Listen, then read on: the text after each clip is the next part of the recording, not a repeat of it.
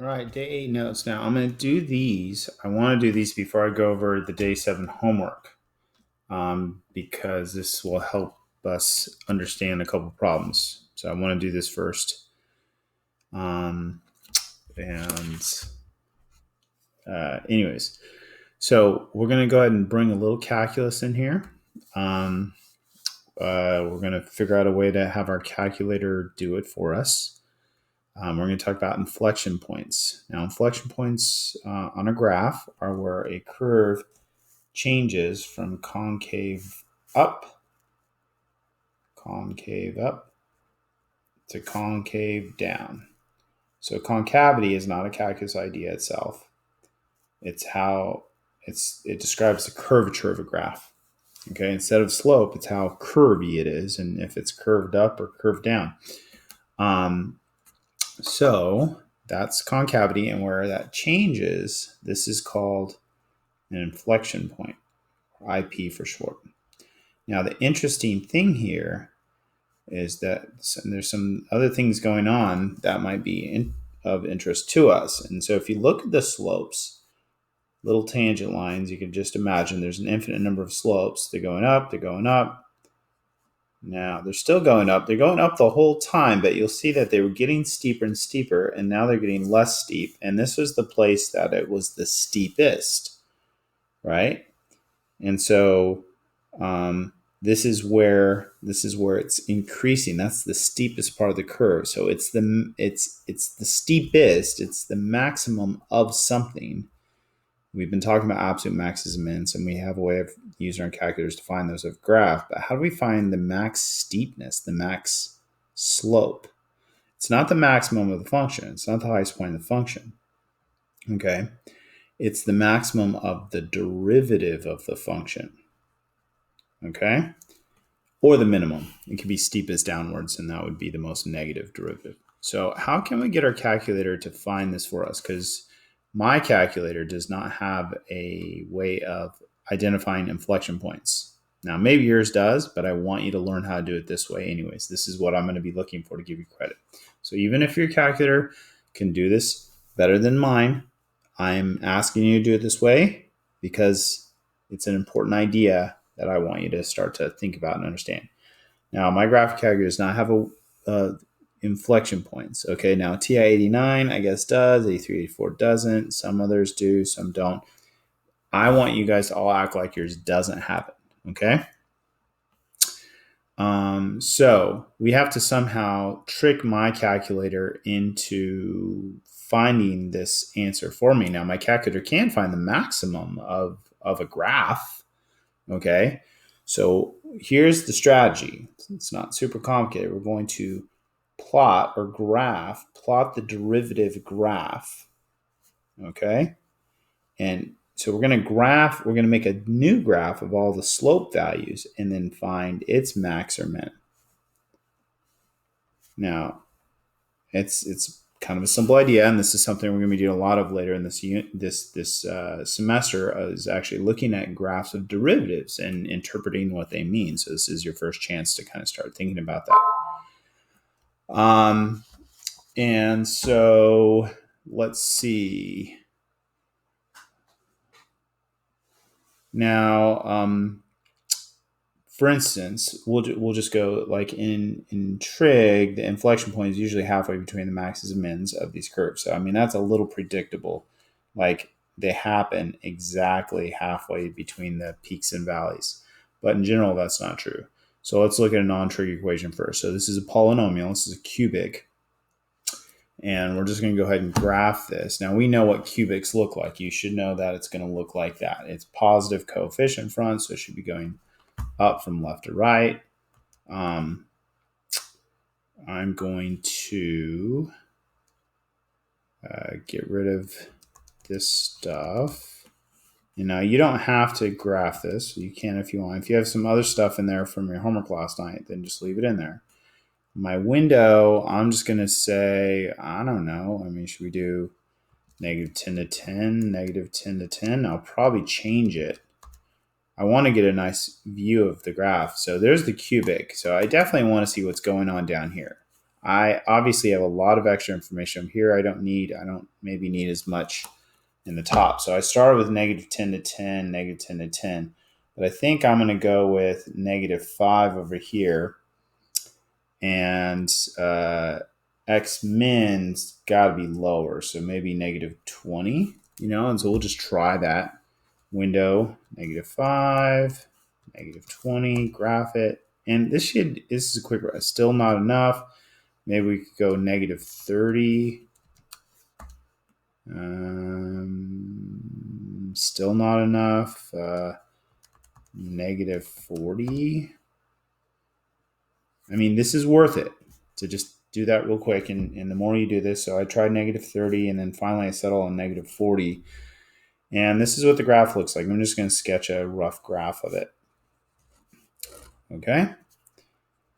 Now, the derivative of this graph, we're going to go ahead. This is, I don't really want you doing derivatives by hand yet, but we're going to start. I'm going to start showing it to you. This is power rule. So the power rule, and I think I've showed you guys this already. You move the power in front and decrease it by 1. You move the power in front and decrease it by 1. So that's the derivative. That's the equation of the derivative. So I'm going to go ahead and put that equation into my graphing, my list of functions. By the way, negative 10 to 10, negative 10 to 10 is zoom standard. So we could have just said real quickly zoom 6 and got that first graph before we start making changes. So I'm going to graph this. I'm going to go to y equals. I'm going to type this in 3x squared minus 12x. Now, right now, you should know, this is going to be a parabola opening up. Okay, if it doesn't come out that way, then you should probably be worried. Now, my other graph's still there, so I'm graphing these together on purpose. So the parabola has x-intercepts here and here, and just roughly, it kind of looks like this. So this is the derivative. This is the original graph. Now, the interesting thing is that these are all slope values of the original graph. So here we had positive slope values. That's why the values are above the x-axis. Here we had negative slope values. That's why these values are below the x-axis. And we had positive slope values. That's why it's above the x-axis again. So these y values of this graph are actually the slopes of the original graph. But what you'll notice is that the minimum of this graph corresponds to the steepest down slope of the whole graph, which is also where we have an inflection point. Now, they usually line up. They're not going to be right on top of each other. Okay, they shouldn't be right on top of each other, but they line up. So we want to know, well, when does that happen? What's the x value? Okay, this is where, f, the original function, switches concavity. Concavity changes sign. So concave up is positive concavity. Concave down is negative concavity. Goes from concave down to concave up. So, but we can find this because on this, we're going to go second calculate minimum, and we don't want to do the minimum of the cubic. So go up or down. We want to do the minimum of the derivative, y2. And it looks like it's around 2. So we could say, well, let's look from 1 to 3 and guess 2. And it turns out it says it's exactly 2. So I did a second trace calculate number 3 minimum, and my answer ends up being 2. Now, depending in the y value is negative 12. Now, be careful. So that's the coordinates of the point on the parabola is 2, negative 12. Now, if we looked for it a little differently, second calculate minimum, and I said 1 to 3, and I said guess 1.5, it comes, oh, oops, I did the wrong one. Minimum, go to the parabola, 1 to 3, guess 1.5. So last time I guessed 2, and it happened to be right on it. And look at this time. So if I guessed 1.5, it gave me 2.00000007, which is 3 decimal accuracy is the same. But it's interesting. So that's why it's good to actually go ahead and write down what your calculator gives you, because depending on how you do it, you can get different things. And I expect to kind of understand. There's certain times where I kind of know what the calculators are probably going to give you. So, anyways, the inflection point is actually not at 2, -12. On the original graph, the x coordinate is the same, but the actual inflection point, if you wanted to calculate the coordinates of it, okay, so we just found this. Now the inflection point is at 2, comma, so we could do second calculate value and do it, put 2 in there, and it tells you that the inflection point is at 2, -16. So if we're looking for the coordinates of the inflection point, it's the x and y values of the original curve. So this is kind of the idea. Now here's the deal. I don't really want you taking derivatives by hand yet. And we're going to be trying to do this for some functions that I haven't talked about the derivative rules yet for. Okay, so I want your calculators to do it for you. So here's the weird thing. My calculator doesn't know how to take derivatives, give me the formulas for them so that I can just type them in like we did. So we're going to take a little different approach. But my calculator can take the derivative at a single point. Okay? So this is how you find the derivative at a single point. Now, the way I'm going to trick my calculator, so if I go back to y, I could turn this graph off, the parabola graph. I'm going to get it a different way. I'm going to go down here. Now, I'm going to put it way down here just to get it out of the way, because you might want to keep this in this menu so that it's quicker on a test or something. But you also want to remember how to put it in. So I'm going to go to math.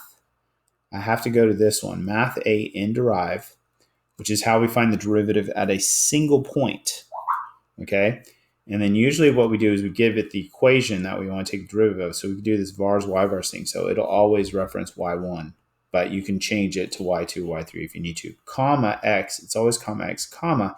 The third thing is where you want the derivative at, which is where we always put a number, but we're going to trick it and put x into it. And then what that's going to do is that's going to make the calculator calculate all the derivatives for all the x's on your screen and graph it. It's going to be kind of interesting. So this is the function that you want to take the derivative of. This is what we're taking the derivative with respect to. It's like change in y over change in x. That's the change in x with respect to x. It's the change in y with respect to x. Okay, and then this is where I'm tricking my calculator to give me the derivative at all points x on my window. So the window is going to matter. Okay.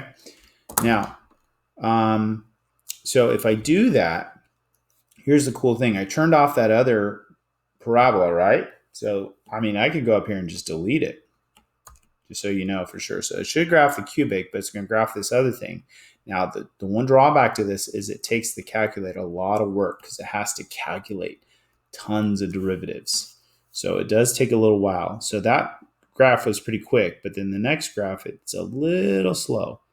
Not too bad, but boom, same curve that we had before, but without us giving an equation for it and without it even knowing the equation of that parabola. It just did tons of derivatives. So that's how I want you guys to do it. So math in A in derive, vars, y-vars function, y1 is how we get that. Okay. And then comma x and then comma x. And then I would just leave that there and turn it off when you're not using it, because you don't want to turn it. If you keep it on when you don't want to use it, it takes a lot of time and it's kind of hard to interrupt your calculator when it's in the middle of it. It's going to end up wasting time. So make sure you turn it off when you're done using it. But you might want to keep it down there. Okay. Now on other TI 80s, they don't have this in derive weird notation. They have something that looks a little more like an actual derivative. So this is where you would do the vars, y-vars function, y1 stuff. And then you put the x right here. And then you put an x right here. Okay. Same thing. This is actually a little more like the way, calculus notation is written when we do it by hand. So graphs the derivative of any function, even if you don't know how to find algebraically. This could be good because we might get some functions that we just don't know how to take derivative of in the future. It takes a little longer to graph. It's different than finding the derivative at a specific point, right? So this is just an example. Usually, when you do this, it finds the derivative at a specific point, at one point. But we're tricking it into doing many points for us, okay?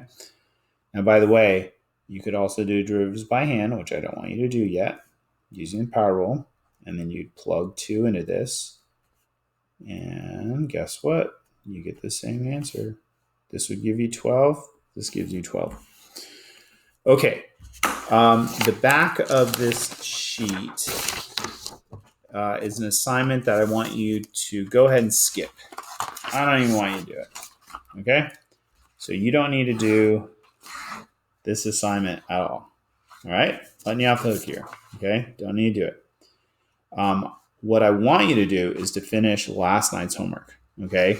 Use this trick to find when the graph is increasing the most or decreasing the most. That's the inflection point. That's the steepest derivative, positive or negative. Use this trick to graph the derivative graph and then use the max min thing on your calculator to identify that the steepest positive or steepest negative slopes. So that's going to help you on questions on last night's homework, on questions.